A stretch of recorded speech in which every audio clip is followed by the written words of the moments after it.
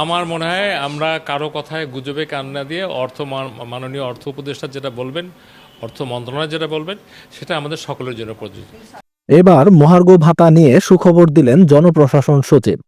তাহলে কি জুন মাসের আগেই মহার্ঘ ভাতা হচ্ছে? বিস্তারিত দেখুন রিপোর্টে।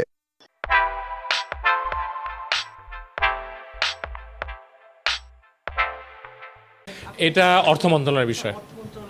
অর্থ মন্ত্রণালয় যেটা বলবে সেটা সরকারের কথা, ওইটার জন্য ওয়েট করেন।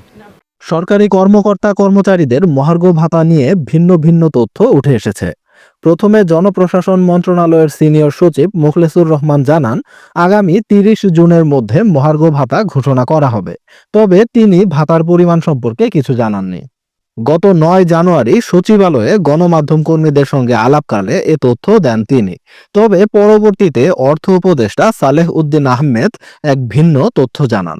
২৮ জানুয়ারি তিনি বলেন, সরকারি কর্মকর্তা ও কর্মচারীদের মহার্ঘ ভাতা দেওয়ার বিষয়ে এখনো কোনো সিদ্ধান্ত হয়নি।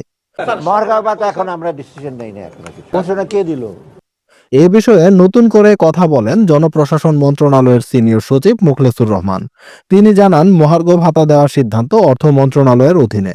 তিনি আরো বলেন, এ বিষয়ে গুজবে কান না দিয়ে অর্থ মন্ত্রণালয়ের সিদ্ধান্তের জন্য অপেক্ষা করা উচিত। আজ এ তথ্য জানিয়েছে জনপ্রশাসন মন্ত্রণালয়ের সিনিয়র সচিব মোখলেসুর রহমান। এটা অর্থ মন্ত্রণালয়ের বিষয়।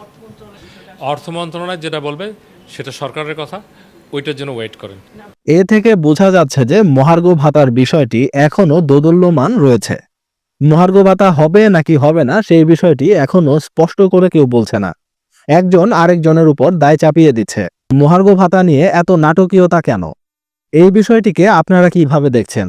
মহার্ঘ ভাতার এই বিষয়টি নিয়ে আপনাদের যে কোনো মূল্যবান মতামত অবশ্যই কমেন্টে লিখুন। দেখা হবে নতুন কোনো ভিডিওতে নতুন কোনো গুরুত্বপূর্ণ আপডেট নিউজ নিয়ে। ততক্ষণ পর্যন্ত ভালো থাকুন। আল্লাহ হাফেজ।